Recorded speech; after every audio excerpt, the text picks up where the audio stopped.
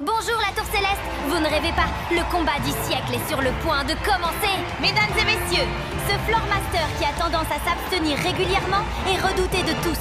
Et il a cette fois choisi pour adversaire un homme qui va livrer son premier combat en tant que Floor Master lui-même. J'ai nommé Kuroro Lucifer contre Hisoka Moro.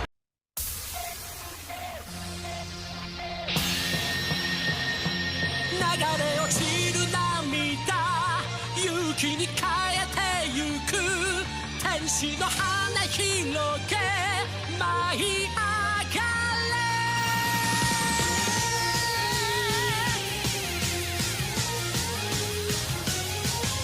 最後まで諦めないさやり続けることに必ず意味がある You just try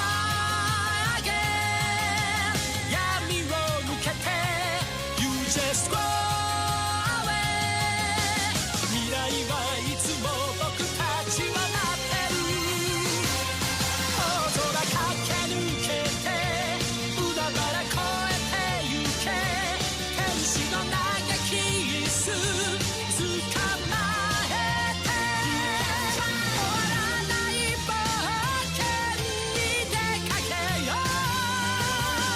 ういつまでも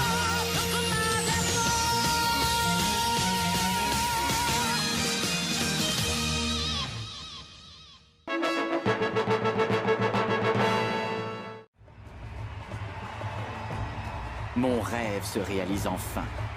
Depuis le temps que j'attends ça, j'aimerais bien avoir droit à un combat sans retenue.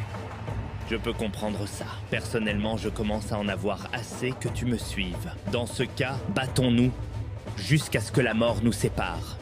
Ok. Vous avez entendu? Kuroro vient de proposer un combat à mort et Hisoka l'a accepté sans la moindre hésitation. Il ne peut en rester qu'un. Pour vaincre, ils doivent tuer leur adversaire. Toutes les armes sont autorisées. Battez-vous avec dignité et honneur. Prêt? Que le combat commence!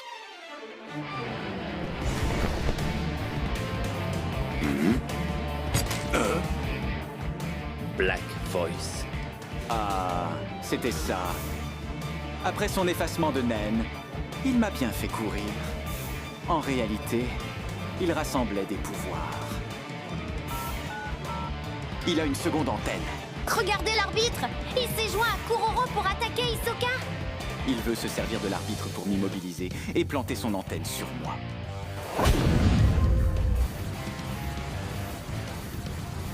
C'est le point fort des manipulateurs.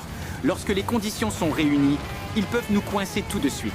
Il n'a qu'un seul téléphone, cela veut dire qu'il ne peut manipuler qu'une personne, ou bien plusieurs.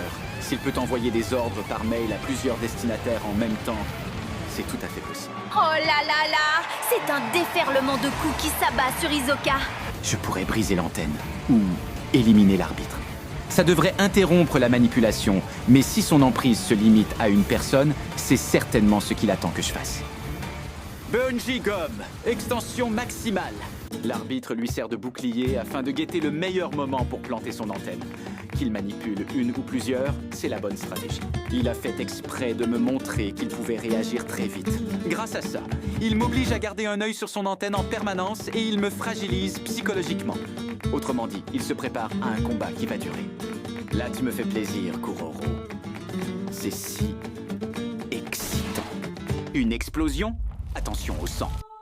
Sun and Moon. Comme tu peux le constater, je me sers de mes deux mains. La gauche porte le sigle du soleil et la droite celui de la lune. Et lorsque ces deux sigles sont en contact, une explosion apparaît. Là, je les avais posés sur la main gauche et le dos de l'arbitre. Un simple contact des sigles suffit, mais il faut maintenir entre 3 et 5 secondes pour obtenir une puissance optimale. Cette petite explosion est le résultat d'un effleurement. Mais comme tu peux l'imaginer à pleine puissance, n'importe quel homme finit en miettes.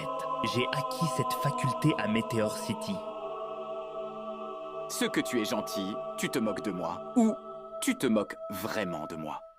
Je ne veux pas tricher, car je vais abattre toutes mes cartes. C'est juste un combat à mort, alors autant que ce soit beau. Ça compte plus que le résultat. Je préférerais que tu privilégies la victoire. Sinon, j'aurais du mal à donner le meilleur de moi-même. Mais c'est bien mon intention. Et qu'en est-il de toi? Lorsque tu auras vu toutes mes cartes, tu pourras finalement décider de ne pas relever le défi. Comme tu viens de le voir, j'ai mis un marque-page dans mon livre. Grâce à ça, je peux maintenir activée la faculté de ma page, même lorsque le livre est fermé. Plus, je peux combiner mes autres facultés avec celles de la page ouverte. Fais ce que tu veux, pourvu que tu prennes du plaisir à te battre, ça me va. Tu permets que j'apporte une correction. La faculté du marque-page, celle de la page marquée et celle de la page ouverte, si on les additionne, ce n'est pas une double, mais une triple faculté. Vu sous cet angle, on peut même parler de quadruple faculté, puisqu'il faut aussi compter le livre lui-même. Ce marque-page est rattaché à ce livre, c'est ma propre faculté. Je ne l'ai pris à personne. C'est la capacité à utiliser simultanément deux facultés. Pour information, je n'ai qu'un seul marque-page. Maintenant que j'ai amélioré ma capacité, je peux activer une faculté en gardant les mains libres. Tu ne trouves pas ça formidable? Je reconnais que c'est formidablement embêtant. Et je vais battre mon record de facultés activées simultanément pour tuer une seule personne. Tu peux être fier de toi. Tandis que le duel au sommet de la tour céleste se poursuit, l'atmosphère s'épaissit. Kuroro et Hisoka continuent leur échange de coups, tant physiques que psychologiques. C'est alors que le chef de la brigade fantôme dévoile une nouvelle pièce maîtresse de son arsenal. L'Order Stamp. C'est une distinction cruciale. Si le Black Voice de Shalnark permet de manipuler les êtres humains, le Order Stamp, lui, se spécialise dans le contrôle des marionnettes. Bien que limité à des ordres simples, ce pouvoir permet de diriger une armée entière simultanément. Afin d'illustrer sa suprématie tactique, Kuroro combine cette faculté avec une capacité qu'Hisoka connaît déjà, Gallery Fake, le pouvoir de Kurotopie. En créant une copie parfaite du juge défunt, Kuroro exploite une faille logique du naine. Pour le détenteur originel du sceau, un cadavre reste un corps humain, impossible à marquer. Mais une copie créée par le naine est considérée comme un objet inanimé. En ordonnant à la copie de briser Hisoka, Kuroro révèle une nuance terrifiante. L'efficacité de la marionnette dépend de la personnalité de l'original. Cependant, l'ordre de briser pousse invariablement la créature à viser la décapitation. Si Hisoka parvient à neutraliser la copie, le sceau disparaît, mais le corps subsiste tant que la Gallery Fake n'est pas désactivée. Un piège visuel permanent. L'interrogatoire se poursuit. Kuroro dévoile alors Convert Hands, la fusion des mains. Des flèches apparaissent sur ses paumes. La main droite, la cible prend son apparence. La main gauche, il prend l'apparence de la cible. Les deux mains, un échange de corps instantané. Mais la révélation la plus sombre reste à venir. Kuroro explique une loi fondamentale du naine. Généralement, la mort du détenteur efface son pouvoir du livre. Pourtant, certaines capacités subsistent, portées par une volonté dépassant la vie elle-même. C'est le cas du Sun and Moon, un pouvoir issu d'un ancien de Meteor City. Une fois marqués par le soleil et la lune, les bombes deviennent indélébiles. Même si le livre est fermé, même si le détenteur périt, la marque attend son heure. L'explosion est inévitable. Face à cette complexité mortelle, l'inquiétude pointe chez le magicien.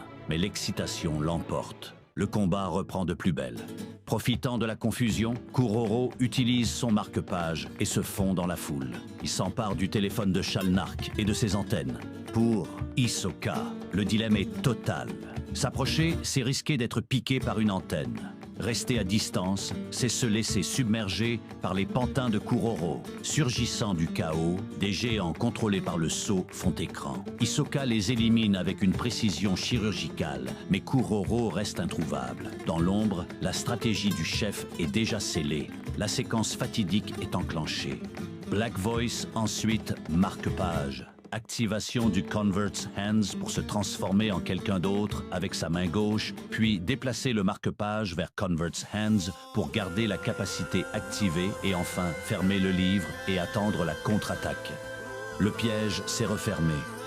Hisoka est désormais le gibier d'une chasse dont Kuroro a réécrit toutes les règles.